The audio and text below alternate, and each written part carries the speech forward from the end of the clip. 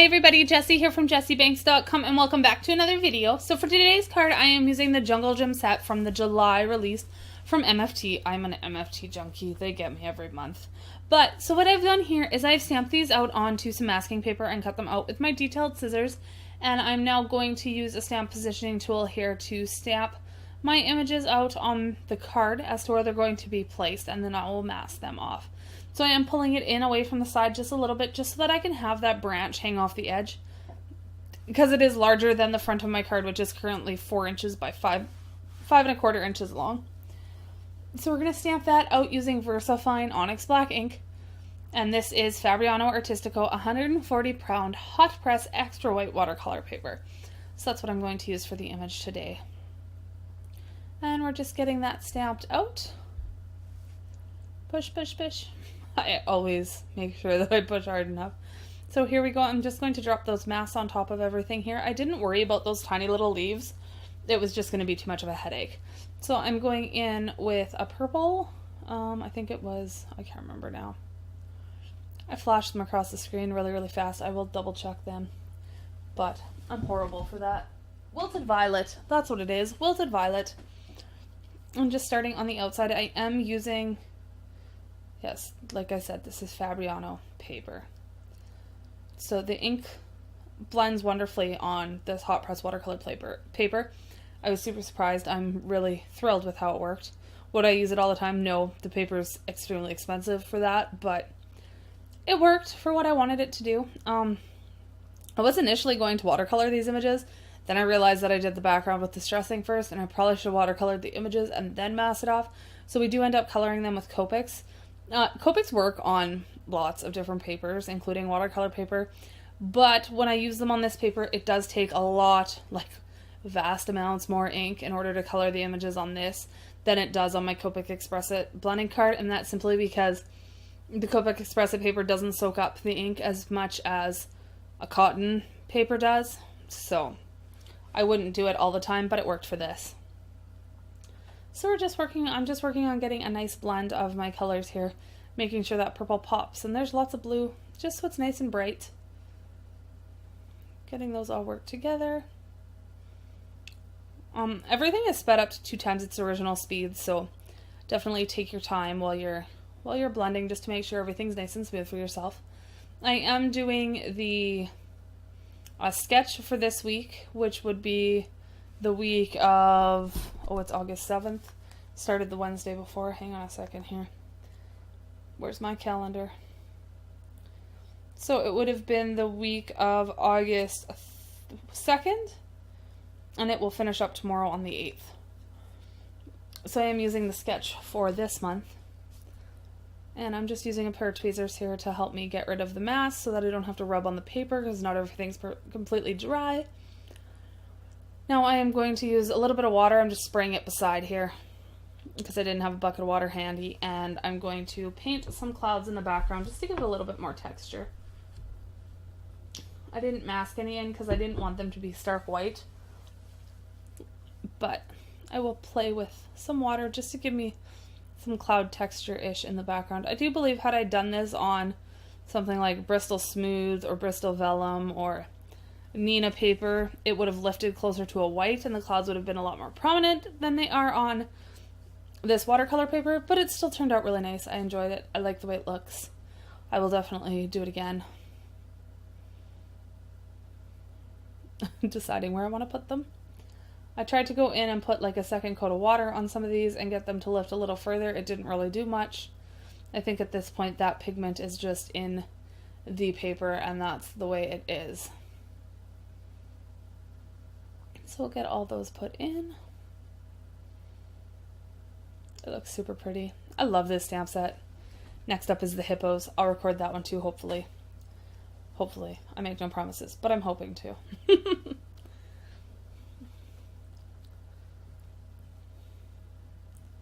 Alright, so now we have my clouds in there, and I'm going to start my Copic coloring. So I'm starting with an E29, deciding where I want to put the lids. And I'm going to go in and add a shadows and a little bit around the knot there on the tree branch, pulling it all the way across the bottom just to give it a little bit of depth to it.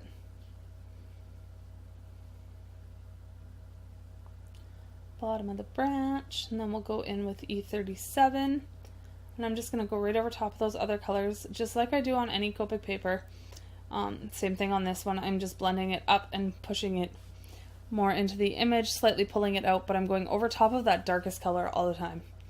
I'm making sure I go over top so that I get that smooth transition between those colors instead of it being just a sharp end to it. E35 is my next color.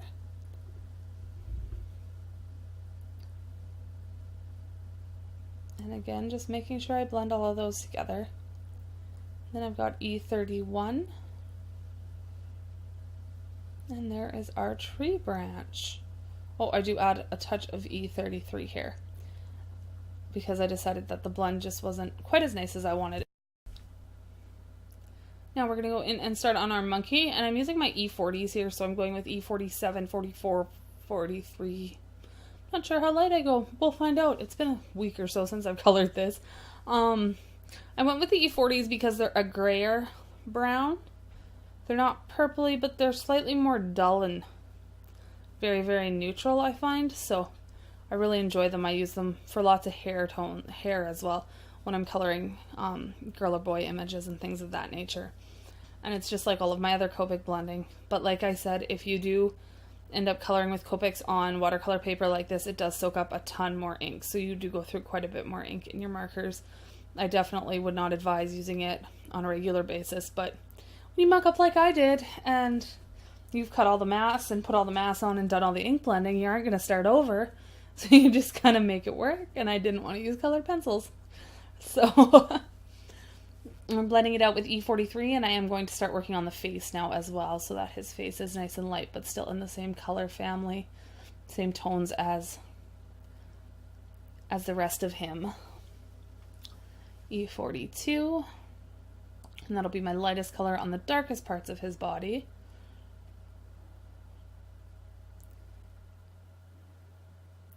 And then E41. And he is so cute. I love him. Now I have an orange, and when I do my tiger here in orange, I'm not worrying about those stripes on him at all, because I'm going to come in with some, well, almost black, some warm grays at the end to put those stripes back in. So I just colored right over the top of them, knowing that the dark color is going to be able to hide them when I add that in after I finish coloring all the orange. So I start with a YR09, and I go into all of my darkest points. So the bottom of the legs, bottom of the arms, around the side of his face that's away from the monkey, just so that their highlights are kind of pointed together. Blending that out with an E07, and like everything, we go right over top of our darker colors with our lighter ones, so we get a smooth transition between our colors.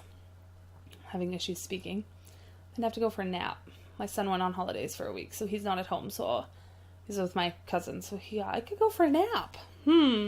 Anyway, YR24 is my next color, just to make so that he didn't look completely orange and he has that yellow hue to him. I really liked adding that in. And then we'll use YR23 and finish. Well, I didn't finish filling him all in. I was like, I don't think I add another color.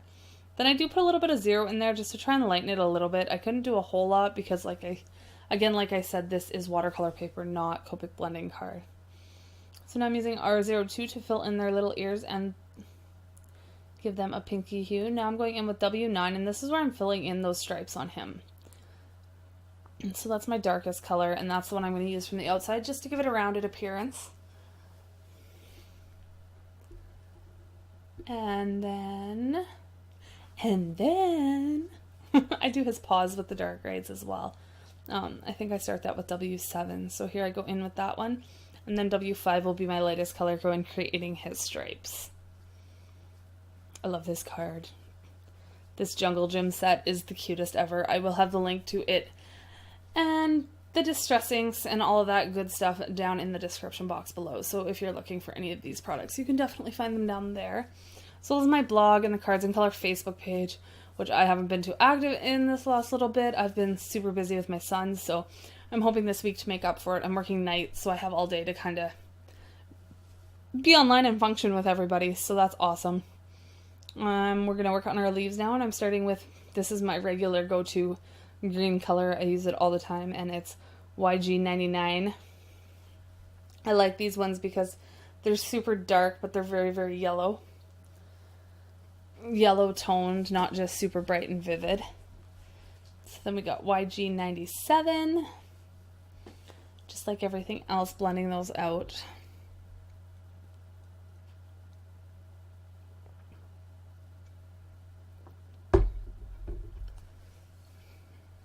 And because those leaves on his swing are so tiny, it didn't matter that they were blue first and I'm putting the green over the top.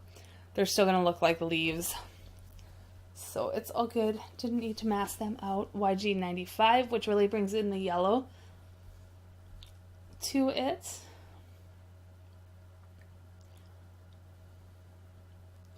All-time favorite green. Love it. Love it. YG93, and this one's kind of a lot duller. I'm amazed it's not more yellow like the 95 is, but I tend to take a Y11 afterwards and go over top just to bring back some of that brightness and the vivid yellow tone that you lose when you add in the 93. And it's all personal preference. You definitely don't have to do that. Let's get that in, and then we're going to work on our little bird. So I'm going in with RV17 and creating the shading on him.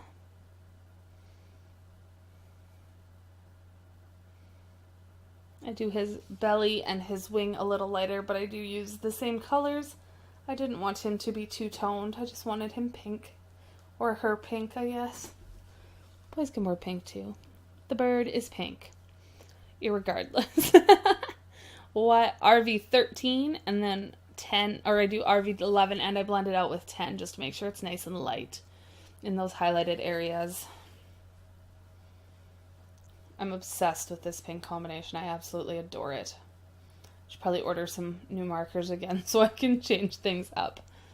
Then I had to decide what I wanted to do with my snail hair, so I'm going in with E99, E97, and E95 for his body.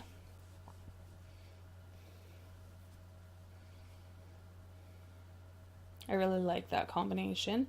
And then for his tail, I use BG07, 05, 02, I think, yeah. So he is blue like the background, but he does stand out because he's a lot more teal than the rest of it. I'm going to go in with this C5 here and just do some drop shadows on the bottom and around the one side of some of these images just to make it look like it is 3D on top of this flat piece of paper, whereas it's actually just stamped right on top. I just like the effect it gives, especially when I'm working with images like these. I just think it adds quite a bit to them, so I like to add that feature.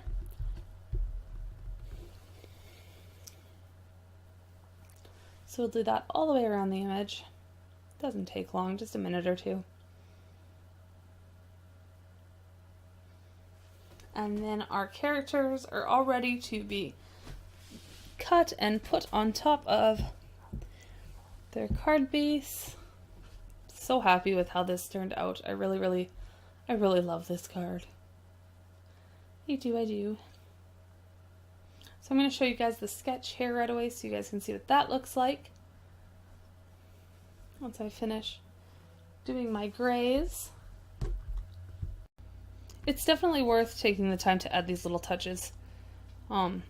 Yeah, I can't remember what I was saying. I had to stop the recording there. So now we're going on. This is the sketch for this month. I am going to turn it vertically instead of doing it sideways. And this is the scalloped border edge 2 or something like that. I am going to cut it off just so that I can get that point. I'm kind of off kilter to match with the way the monkey and the tiger are there. So I've die cut that now. And I have a piece of Bristol Smooth cardstock, and this is Abandoned Coral Distress ink, so I'm going to do the bottom, and then I do around the outside, just so that when you look at the card from the edge, it looks like the paper was actually that color and not white. So that's why I go all the way around. And I just blend and blend until I get it nice and smooth and solid in the way I want it. The cat is playing with roller washing tape. Washi tape, if you're wondering what the noise is behind me. So we'll get that all done. And then I will add here our top panel with the characters on top of this. So these guys get stuck on there. And then I'm going to use this sentiment that says something about "you're my favorite person." I can't remember. We'll see it all in a second here as soon as it stamps. And I'm using my stamp positioning tool again. So it says "you're my favorite person to hang out with." So I'll put those together. This is just a EK Success black pen. It's a journaling pen. And I'm just going to add some lines across the top to kind of look like baker's twine without having to be. Now I've glued it on my card base, and there's our card. I hope you guys enjoyed, and I'll talk to you all very soon. Bye for now.